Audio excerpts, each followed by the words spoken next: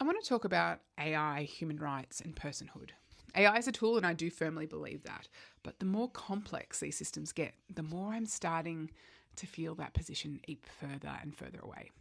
I've been listening to this really awesome podcast called Thinking About Thinking, and it's a podcast hosted by Dr. Aman Chowdhury, and the latest episode has just really lingered. They were doing thought experiments, not trying to form conclusions, and I hope that I can provide some of that nuance in a 3-minute long video. So stay with me and assume positive intent. What does it mean to be conscious? We usually start by processing information.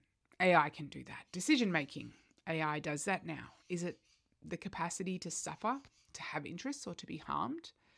That's where emerging research is starting to show deviation and variability. Like, see some of my earlier videos on this if you're keen to learn more.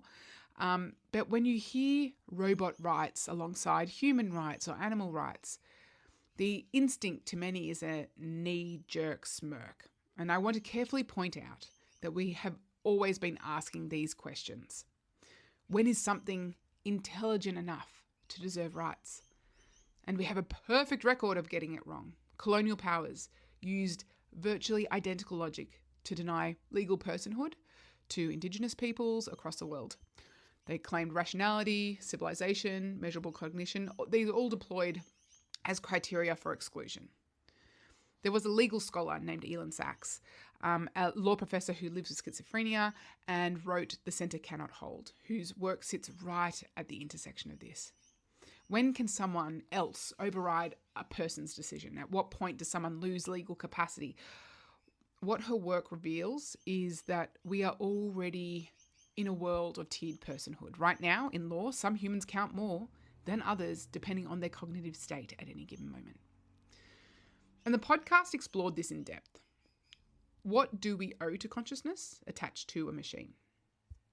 Because we know that when someone is in a vegetative state, whose interior world could be ended with the pulling of a plug, people still keep them physically alive. There is obviously a ton of complexity around that topic, but unless a do not resuscitate is in line or an agreeing family member is there, doctors will continue to keep somebody alive.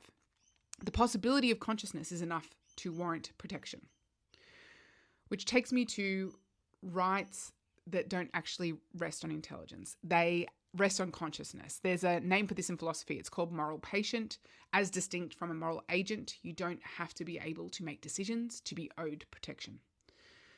But we keep reaching for intelligence as the criterion because it's measurable.